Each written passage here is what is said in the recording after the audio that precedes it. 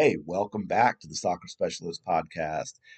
The weather is changing. Hopefully, it's changed where you are. I know some places still it's a little messy. We had a terrible week last week. It rained like 5 days in a row. Beautiful sunny weekend though. It's supposed to be like that this week. Hopefully, it stays that way for the weekend. Hopefully, you got to play some games this past weekend.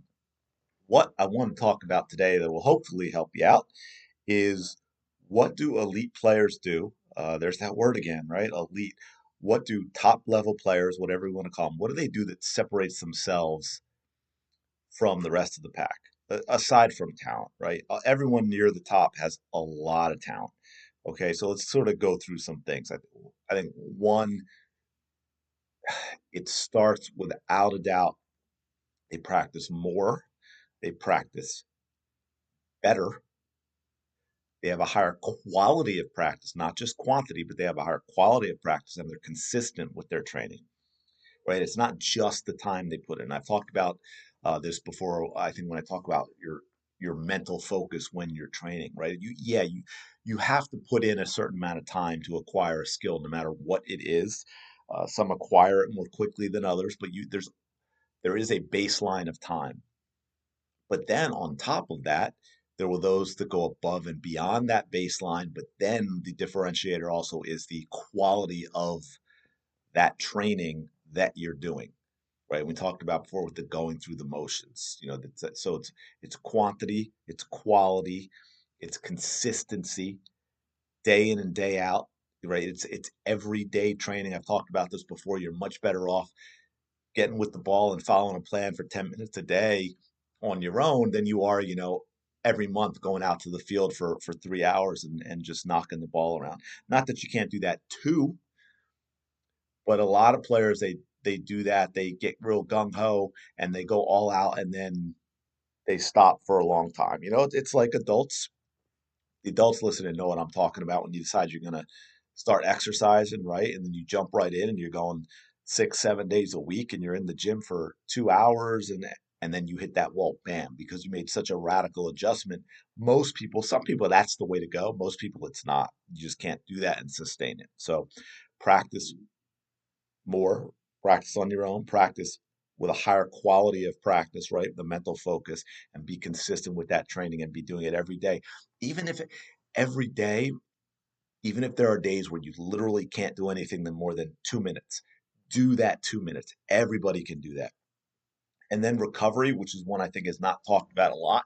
And I think there's a lot of aspects to recovery people don't talk about. Recovery is not just days off, which is what I just said about doing something every day as a soccer player. You can do something every day without preventing recovery. Because, like I said, you could literally do 2 minutes of ball work, right? And that's not going to destroy your recovery because recovery isn't just time off. Some of the things we never talk about with recovery, I think two of the most crucial things in there is nutrition, how you eat, so I should say what you eat and when you eat. Absolutely crucial to your performance, crucial to getting better and being a top player. Go to thesoccerspecialist.com/nutrition. I did a pretty really long, I don't even know if you call it an article, more of a guide, but it's a great place to start. Check it out. And then the other one is when we're talking about recovery, and I say it's not just days off, sleep. Sleep, absolutely the amount of time, but also the quality of sleep. Most of us, and I know it's really difficult for adults, most of us do not get near enough sleep. We don't get the quality of sleep that we need, and it is absolutely 100% crucial to your recovery. Sleep, nutrition, there's your recovery, okay? Absolutely. And I guarantee you 90% of the players listening aren't getting the sleep they need and aren't getting the nutrition they need. Okay, those are two huge changes you can make. So absolutely do that. You got to do it. Have I mentioned sleep and nutrition? Okay, then. Good. All right. Changes to your routine. And what I mean about that is not your training routine, it's changes to everything else. This is also huge. It's not done enough. You can't do everything. You just can't. I get it as parents, you want your kids happy, you want them to be able to do things 100%. I'm not saying soccer is 24/7, okay? I always have to clarify that because whenever you say you can't do everything, people are like, "Oh, you're one of them. It's got to be 24/7 and you can't do they can't be a kid." No, that's not it at all. But you have the same amount of time everyone else has. And if soccer is important to you, if you enjoy soccer, if you want to get better at soccer, you need to devote time to soccer. And that means sometimes, and I did it, okay, I get it. Sometimes you're going to miss birthday parties because you have training or you have a game or you have a game the next day that's early in the morning. You're going to miss school dances. You're going to miss simply hanging out with your friends. And we all know that sometimes people spend literally hours hanging out with their friends and not actually doing anything. You can spend some of that time playing soccer, right? You don't miss training and games for a lot of that stuff. I get it once in a while there's a huge thing that's really important that you have to do. But I always go back to this because I've experienced this as a coach. If you have a player who's missing more training than the rest of the team or 8, 9, 10, 12 players on the team combined, those aren't legitimate excuses. Okay, that's I think that's really important to understand because I know whenever I talk about this, I get back with a million excuses of but this, but that. No, there's no reason you can't go through a season where you only maybe miss 1 or 2 sessions and no games. If you can't do that, consider doing something else. Which I know I feel bad sometimes saying some of these things to the people listening to this podcast because they're not the ones that need to hear it. If you're a player or a parent listening to this, you're in terms of your dedication and commitment to the sport, you're probably already in the top 1%. Okay. Unfortunately, I got to start reaching the kids that really need to hear this, I guess. But I'm reinforcing it with you. And maybe you can go to that player, that friend that you have that you like, that parent, um, parent to parent. Don't have players do it and say, hey, you ought to listen to this podcast. It's really good. It's helped my player out a lot. There might be some things that you learn that help your player out as well. um, Look, all right, I'm going to read you. This is kind of a long quote, but I thought this was really interesting. And then please listen to my what I say about it after, because otherwise you might just never listen to me again and think I've gone crazy. But for those of you who don't know, Tom Seaver was pitched a long, long time ago. Man, I think he started in the '60s, but he pitched for like 20 years. Man, he's a 300 game winner. I mean, he was one of the best, and he talked about his thoughts on pitching in the book. Grit, a book by oh man, Angela Duckworth. Thank you. Thank you, thank you, thank you. Okay. And he said pitching determines what I eat, when I go to bed, what I do when I'm awake. It determines how I spend my life when I'm not pitching. If it means I have to come to Florida and can't get tanned because I might get a burn that would keep me from throwing for a few days, then I never go shirtless in the sun. If it means I have to remind myself to pet dogs with my left hand or throw logs on the fire with my left hand, then I do that too. If it means in the winter I eat cottage cheese instead of chocolate chip cookies in order to keep my weight down, then I eat cottage cheese. Now, I'm guessing, I don't have context. I'm guessing this is what Tom's saying as a probably at least college level pitcher, maybe minor leagues, professional. Okay. Oh, and he did finish off. I didn't even finish it. Pitching is what makes me happy. I've devoted my life to it. I've made up my mind what I want to do. I'm happy when I pitch well, so I'll only do things that help me be happy. And I think that I've devoted my life to it explains, when he was. I wish I had a little context as to when in his terms of his mind, he's talking about this later in life, but in terms of his head, like when he started thinking about this, I'm gonna guess this probably didn't happen till college age, minor leagues, that sort of thing. And so why I said wait to my explanation is I'm not saying you as a, 9-year old need to be this. I'm just pointing out the differences at the elite level. Okay. And it becomes degrees, right? You may not be doing this at 8, 9, 10, 11. If you played long enough and now you're 14 and you're legitimately thinking, hey, I want to find out what it takes to play in college in terms of my ability, what I have to do what it's like in college, and because I think I want to do that, then maybe the things Tom's saying start playing into you more. I think there's a baseline of, for me, as a former player and looking at it as a coach, and what I want for my players, not just for, I guess, not just for me as a coach, but for them as a player, is if you're playing travel, right? If you're playing club ball, I don't care what age you are, you show up for all your team practices. Again, there are legitimate excuses, but for the most part, I mean, I had double digit players that missed maybe one or two all year. Okay, so it can be done. So you, at the very least, you're showing up to your team sessions and your games when you're 7, 8, 9, 10 years old, right? That's not a lot to ask. And you're probably, maybe if you played a year or so, you're enjoying it. Again, I go back to the, at least get 10 minutes a day on the ball every day.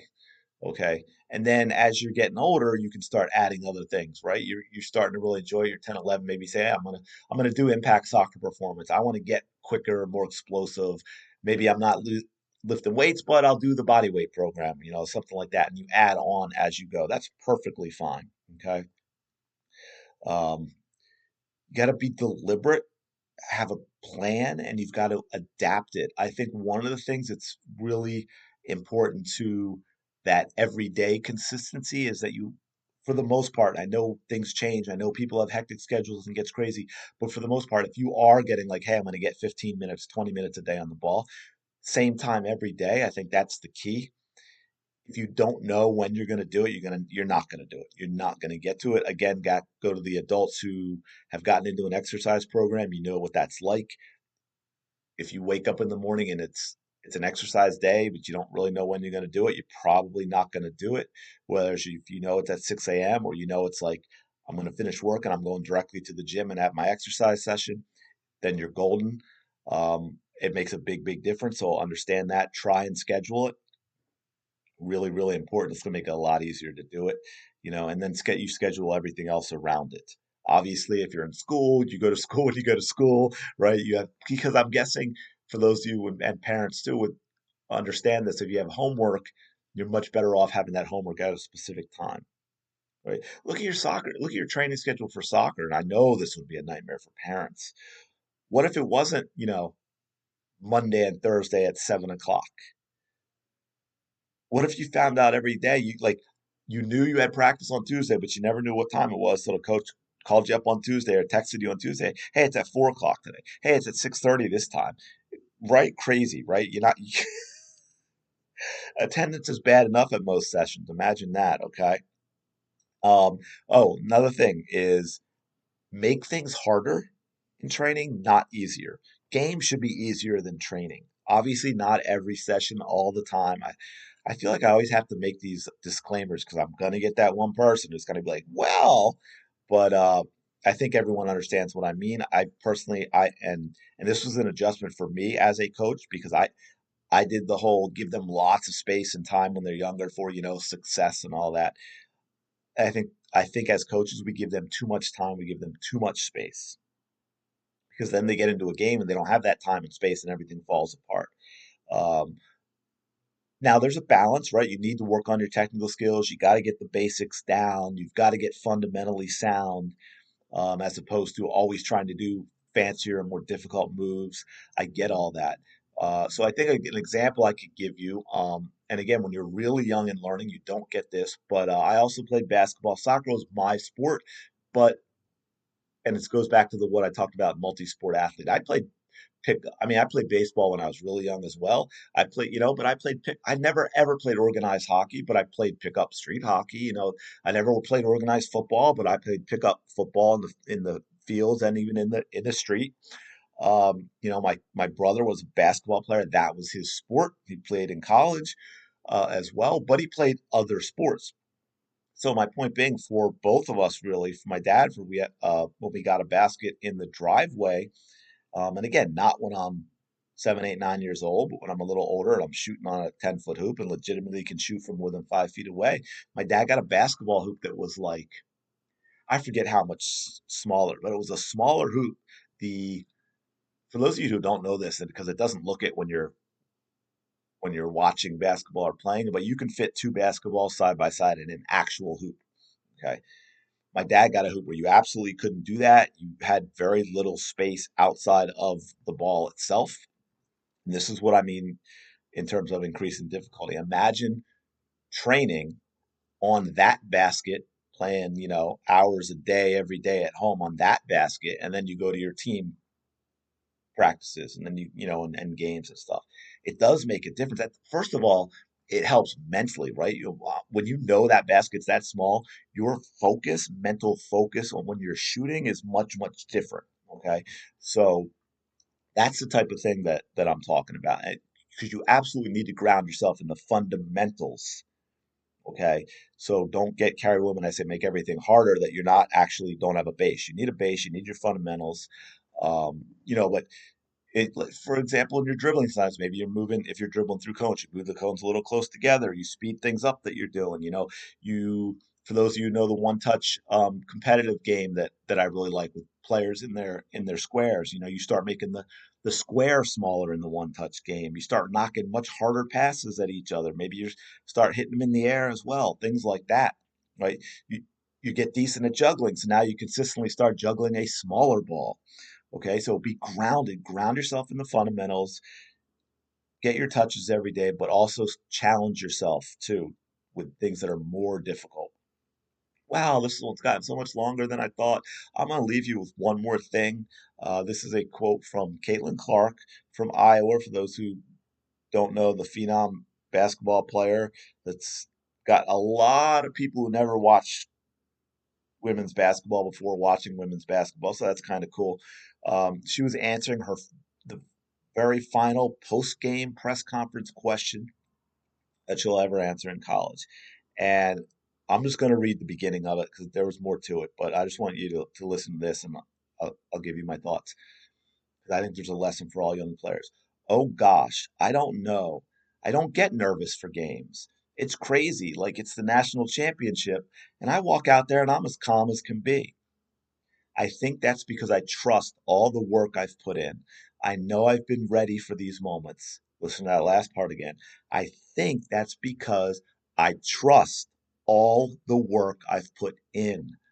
I know I've been ready for these moments. Preparation. You want to build your confidence? Preparation, preparation, preparation. That's how you get rid of nerves. That's how you get rid of a lack of confidence when you go out and play and compete. Okay. I'm going to leave it there. This got much longer than I thought it would. I got to shorten these up and do more of them. Thank you so much again for listening. Thank you so much again for sharing, letting other people know, give it a ratings on Spotify and Apple and all that great stuff. If you don't have Chasing Greatness, I highly recommend you go get it. thesoccerspecialist.com/chasing. That'll give you the right links. It is on Amazon. Thank you. Shout out to all those who've gotten it. Thank you to all those who've grabbed. Dominate Game Day has sold more this month than it had in a while. So I guess everybody was out of shape for their spring season. So thank you for grabbing that. Check out Impact Soccer Performance at impactsoccerperformance.com. I'm going to leave it there. Thank you again so much, and I will talk to you later.